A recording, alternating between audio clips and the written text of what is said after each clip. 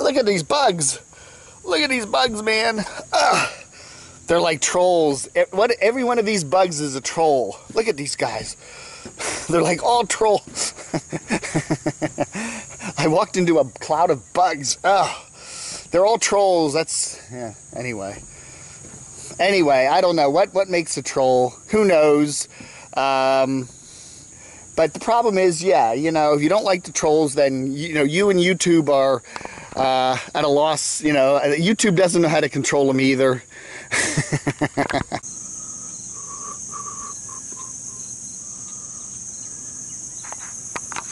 Hey everybody, it's Dave. Yes sir, it's Dave on the, wow, isn't that's all pretty, isn't it? Ain't it pretty? The wetlands. Yeah. Anyway, there we are. The island of the troll. What's a troll? What's a troll? I don't know.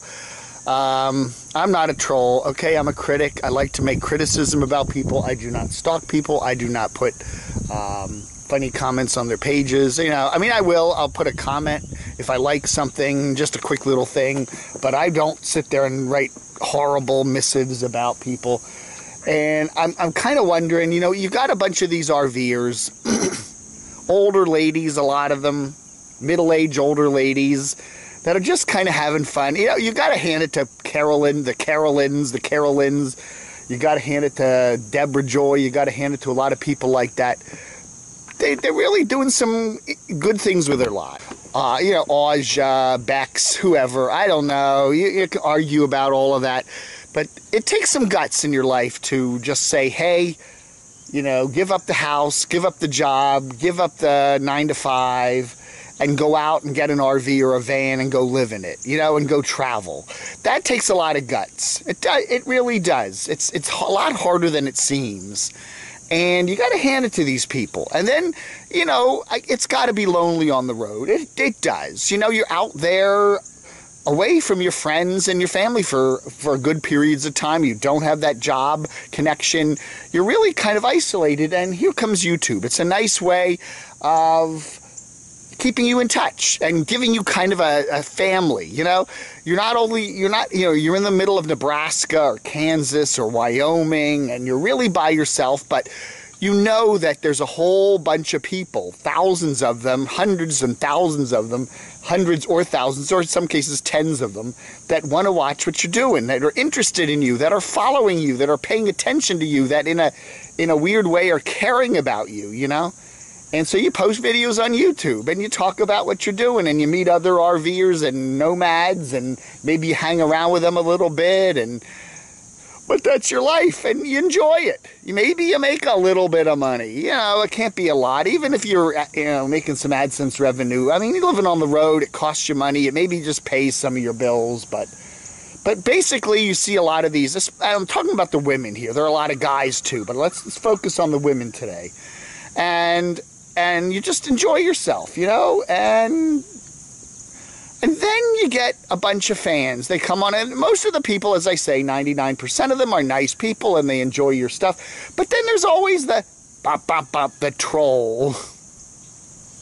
There's always the comments where some evil person, usually a man, is sitting there behind his little computer with his, you know, who knows what adult beverage or adult what cigarettes he smokes, what bong hits he's taken, what you know, meth. I don't know what these guys are on. They just post some of the most vile, horrible stuff, you know? And what do you do? What do you do about that? Yeah, you know, you block them, you move on with your life. You realize that anything you post on YouTube, you're putting up for the public, and they're going to comment on it, right? Right. But you just got to wonder about somebody like that, you know? That's their jollies in life, you know, to sit there and take some nice lady who's enjoying herself, traveling around the country, and not making, you know, she's not out there rabble-rousing or e-begging or anything. She's just talking about her life on the road, usually alone by herself, maybe with her cat or her dog. And then some guy has to sit there in his little anonymous computer writing horrible things about her. and putting it on her page and getting a jolly, and then a few others are doing it too, and then someone comes along with a parody channel, you know, and puts them in it, and makes them look kind of funny, and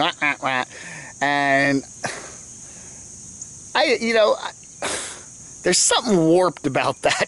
There's just something warped about it, you know. I don't know, you know.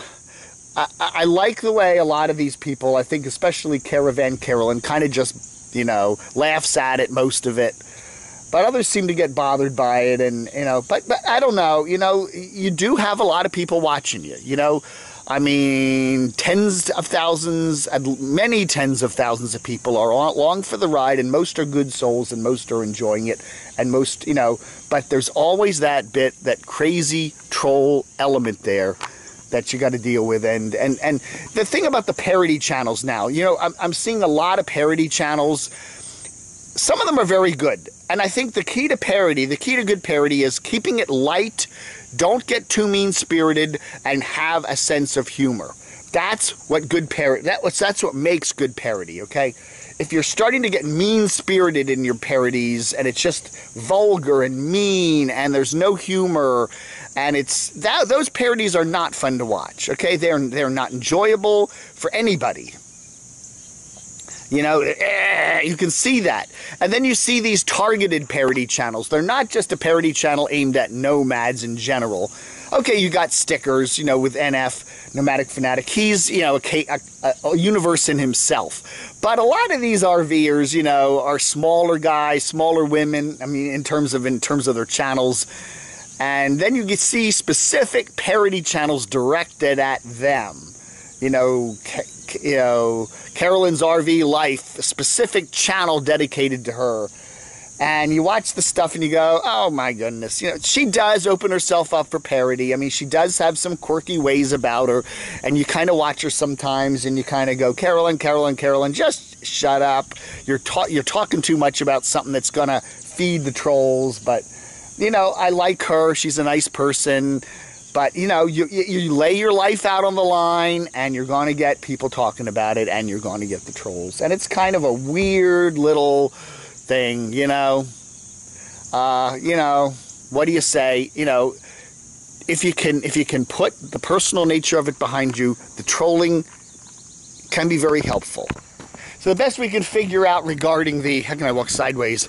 The best we can figure out regarding Crooked Nanny from my investigative reports. Crooked Nanny, he has a job, okay? And he's in Washington State, and he did a video where he was showing outside the window of his apartment or wherever, and one of his neighbors just happened to be somebody who watches his videos and identified him, or at least knew where he lived in this small town in Washington State over in the Tri-Cities area. And she, I think, threatened to kind of publicize his identity. And I think he just said, I got a job. I don't want to be involved in all that. He just yanked everything. So he yanked his email. He yanked all of his content. His channel's still there, so maybe someday he'll be back. But I think that was the reason why. Plus, he was getting trolled pretty bad, you know, and I think he was getting involved with the goons from You-Know-Who and You-Know-W. I think things were just getting way over the top, and he just said, time out. So anyway, I don't know. Black Bigot, I haven't heard a word from Black Bigot. Not a word. As of the time I'm doing this, he hasn't posted anything on his X channel or his Uncle Bigot channel. I think he's just fed up with it all. I think he's just fed up with YouTube. And I don't know. I hope to see him back someday, because I do like him a lot. What else is going on? Deborah Joy, a new RVer. I mean, not new to some of you, because she's been around a bit, but I like her channel. I've been watching a lot of her videos lately. She has I like the RVers that have a certain realism about them. Check her out, Deborah Joy. Very cool. She's already gotten the Vlogger Puppets treatment already, and I have to credit myself for that, because they would have not known about her unless it was for me. You know, they watch every word I do. Fetish Dave. Oh yeah. What's wrong with fetishes, man? What's wrong? You wanna defend your fetish? No, so I'm walking around today. Today is what, what is today? The 19th? 18th or I don't know, it's Saturday. It's Saturday, which is either the 18th or 19th of August, I can't remember. But anyway, yesterday was the most humid day in the history of Delaware. Okay, I went out for literally a 10-minute walk yesterday, and the humidity, I mean, was like 192%. So anyway, we got some big boomers that came through last night. It's still humid out here, but it's not bad. It's the morning, so I can stand it. But I need to get my Walkman. It keeps me sane. Poor little Froggy. He didn't make it when he went to cross the road. Aww. Poor little Froggy. I hope his little children, his tadpoles are okay. If you're a keen watcher of Dave TV, you will notice that this is the troll factory that I profiled in my episode. Oh, what was it, a couple months ago? We were talking about how there was nonstop production of trolls here. Well, that had to be halted because we got a special order from the Trump administration. They wanted a new order of 10 million trolls that they were going to be using against North Korea. That's right, we had to produce the trolls, ship them over to Andrews Air Force Base there in Maryland, where then they were then shipped over to Russia, and then they were sent over to the east coast of Russia there, just north of North Korea. Got my Koreas wrong. You know, if you think if there's a guy from North Korea that wants to go to South Korea to make videos, would he call himself the Korean carpetbagger? I don't know, man. I don't know. Anyway, so we had to cut off production here. We still are waiting for more supplies, more heads. We need more troll heads, and we're still waiting on troll beard hair, which comes in from Tibet. So once we get that, we will start up our American troll production and target some of the trolls. And some of those mean bastards. You know who you are on YouTube. There's not the thin-skinned, not nice guys. Oh, but anyway, that was good for us though, because we made a lot of money. Yes. The American government paid us $10,000 per troll, and we gave all the money to charity. No, we sent a lot of it to a Nomadic Fanatics Patreon, and we sent a ton of it to Justin Scard's Patreon, and then we took the rest of it and we gave it to like TV dinners for orphans or something. So anyway, all right, folks, the vlog, you know it, will never be over, ever.